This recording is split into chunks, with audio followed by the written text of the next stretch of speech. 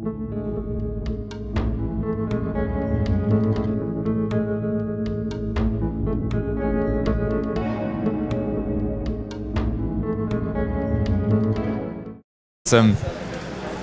All right, hi everyone.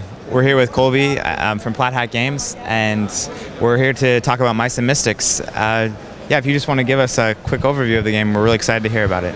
Sure. So it's a story-driven game. It's an adventure game, and you're all these humans that have been turned into mice, and now you're adventuring through this now massive human castle, and you're fighting off rats and centipedes and roaches, all trying to work your way through the storyline. And the storyline takes place in what's called a storybook, and it happens over chapters, which are like scenarios. And so I've kind of started setting up the first chapter, and each chapter has a piece of reading that we do. But for the sake of time, I'm gonna just kind of do the first part. There's actually a whole prologue that you can read through the first time you play.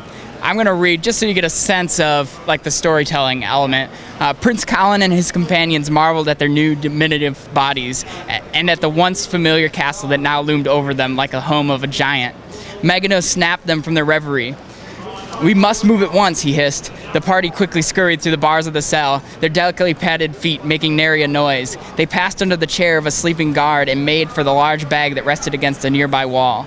Captain Verst had bagged the weapons and the other items his men had confiscated from them in the arrest. "Claim your belongings," whispered Maganos as he and Tilda opened the bag. "You must make your claim aloud, but remember to be quiet." Prince Colin leapt into the sack and quickly found his sword that was now many times too large for him.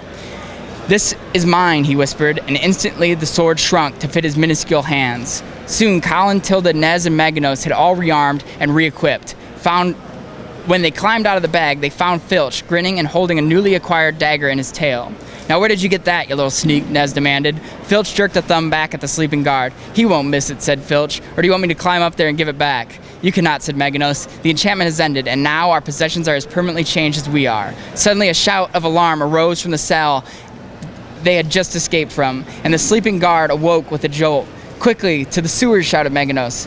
"Mice," shouted the newly awoken guard, and then, "Now wait a tick! Mice! They's mice!" The companions made a dash for the sewer gate, but stopped dead in their tracks as a terrible scream came from behind them. Turning, they watched in horror as the jail guards began to shrink and change the shape, their bodies and clothing warping. "Venestra," Prince Colin cried. "She knows." And so the guards have all turned into rats, and so our first room here, we're going to have to fight these rats. And the chapter objective for this chapter is to make it all the way to the courtyard. And so let's go through a couple turns, and then I'll show you a couple mechanics that we're not going to be able to get to in the time length you want to do here. But the way that initiative works is we take all the units that are on the battlefield, so it's our 4 mice. And we also, which are, where did I stick those guys? Oh, here they are. Our 4 mice, and this is not final components here. This is like a handmade copy we made just for the con. What our final components are these dice here. We got a cheese side and some swords and some bows. And then the plastics here are actually final as well. The sculpts came out really nice.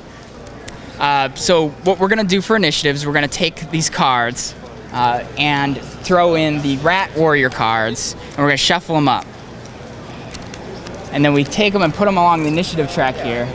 So, and this is the order we're going to go into. So Nez is going to go first, then Colin, then Meganos, then Tilda, and then the Rat Warriors. And so Nez goes first, that's me. To move, I look at my move value. I have a move value 1. I'm kind of a slow, hulking mass. And I roll my die as well. And I rolled a 2, so I add that to my move, and I can move up to 3 spaces. So what I'm going to do is I'm going to move 1, 2, 3. And you notice the board is, this organic board. All the boards try to, instead of doing like squared off spaces or something like that, the spaces are all visually as you would expect them to be. And so I've run over here. I'm going to roll my battle value, which is 2 plus 2 more for my hammer, and attack this rat. And so since I'm a melee attacker, I'm looking for swords. So I got 2 hits against the rat, and I rolled a cheese, so I get a cheese, which is around here someplace. And cheese is cool because if you get a whole wheel of it, 6 cheese to form a wheel, you get to level up and get a new ability. And also, you're going to use your cheese to use your abilities. So you start the game with an ability, and then you gain more. and I have this thunder sequence here where I could use my cheese to do. So I've got that cheese. Isaac here is going to roll for the rat. He rolled a shield on this one, so that's a block. So he blocked one of my hits and took one. The rats only have 1 life, so he's done for. And now it is Colin's turn. So Sam here is playing Colin. He's got a move of 2, so he's going to roll a die. Wait, 2, right? You roll 1 die, and you add the number 1 and 2, so you got 3 move. And you're Colin, this guy right here. So these tokens we're actually using are the minis in the game. These are just our proxies here. And so now Colin can battle. He's rolling 2 dice, and then he's adding 1 for his sword. Okay. And he got 2 hits. The rat rolls 2 dice. He blocked 1 of them, and he got a cheese. So here's another mechanic. Every time the minions roll a cheese when they're attacking or defending, it goes over here to the minion cheese wheel. And once this cheese wheel fills up, a surge is going to happen. And sometimes that's story specific, or sometimes it's on the encounter card. So like a spider will come out. Spiders are tough to deal with. And this hourglass marker moves 1 page on the chapter marker track. And if it ever reaches the end page, we lose as the mice. So every time the surge happens, we get closer to losing. And every time a mouse is captured, this also moves. And so we're constantly racing against time to get through the chapter objectives. So Sam rolled and killed this rat here. We added a cheese to the wheel, and it now is Meganos' turn. And so Brad here is Meganos. All right. Cool. So I have a move of 2, and then I roll 1 die. That's 3. So 3. So you're not going to be able to reach that rat, but fortunately you have a ranged weapon here with your staff. So you can roll 1 plus your 1 for your staff, and you can, with range, you can hit anywhere on the tile that you have line of sight to. So you can hit that rat from where you're at. So I do have line of sight based on. Okay. And but you're looking for the bow symbols now since you're doing a ranged attack. Okay. Ooh. Awesome. Rat rolls 2. He whiffs, but he puts a cheese on the wheel, and he goes. Okay, and so now it is Tilda's turn. And so Tilda has no more minions to attack, but she does have some other stuff she can do with her action. She could search, or she could take us and explore down through this flip tile space. So she gets there, and then she uses an explore action, and we actually drop through this sewer grate here, flip the tile, and splash down into the sewers. We keep the orientation arrows facing the same way. And now we're in the sewer. And this has a couple of rules to this tile, and those are outlined in the rule book. One is that there's current here, and so every time we end a space on this water, it's going to push us this way. We also know, because of the storybook, that in water spaces we can search for the fish hook and thread, which will help us get to high places. This will bridge spaces, even if they would cross a red line. So like the countertop you normally can't get to, but you could use the fish hook and thread as a grappling hook and climb your way up there. And then also we know that we all have to be on the same side of the water to get out. So we flip an encounter card, and we look at where we're on the chapter track, page 1.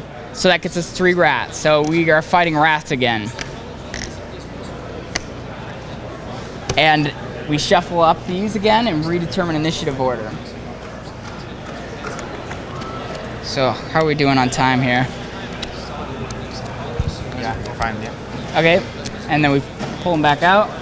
Tilda, Colin, Rats, Nez, Meganos. So Tilda gets to go first. And now if you're moving in water, you can only move 1 space. And you could spend your whole move to try to get out of the water, but you have to roll a die, and you need to have the starburst symbol there. So go ahead and move 1 space here. And I'm going to search fish hook. So he didn't get his starburst, so he wasn't successful in his search. So next up is Colin. Okay, now how do So you I... can either try to get up on that bank, or you can start to move this way through the water. Okay, I'm trying to get up on the bank. All right, so you roll 1 die, and you're looking for the starburst symbol. Okay. Which you didn't get, so you can still do an action because that's your move to try to get out of the water. Mm-hmm. So you could search there. You don't have a ranged weapon, so you can't really attack. Okay, I'll search. Or you could scurry. Scurry is an action. It lets you move again, so that would let you try to get up on the bank again. Okay. So which one do you want to do? Search Scurry. or scurry? All right, so roll again to see if you get up there. And again, he fails, and then it ends his turn, so he gets swept downstream 1. If he would ever go off of the board, then he would become captured. Okay. And now it's the rat's turn, and so we roll 1 die for each rat, and it moves that many spaces towards the closest mouse. So 1, 2, and this one will move 1, and then this one will move 3. 1, 2, 3, and he'll come right in with us because you can get up to 4 small figures in a space in the game, or 1 large figure. Okay. And so then there's different abilities and stuff that deal with sharing spaces. Okay, and so now they will attack. So this guy's gonna attack. He's got a choice between Nez and Meganos, so he'll choose the one that's highest on the track, and that's Nez. And he's gonna roll 2 dice. Sam, why don't you roll those for me? And Nez has a defensive 1. So he's gonna roll, and he missed, so he takes a wound. We got these little wound tokens here. Nez has 4 life. Next rat is gonna attack Colin. So Colin, you'll roll your defense of 2. You have 1 defense plus your leather breastplate, and he didn't roll any hits, so don't bother. All right. And then the last rat's gonna attack Tilda for nothing, and we got another cheese on the wheel.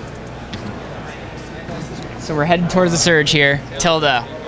All right. I'm gonna go ahead and. No, it's Nez's Nez. turn. That's me. So I've got 4 dice, and I'm going to go ahead and try to climb out first for my move. Because my hammer's unwieldy, it does less damage when I'm in the same space as the unit. So I didn't get out. I'll go ahead and attack. I roll 3 dice instead of 4.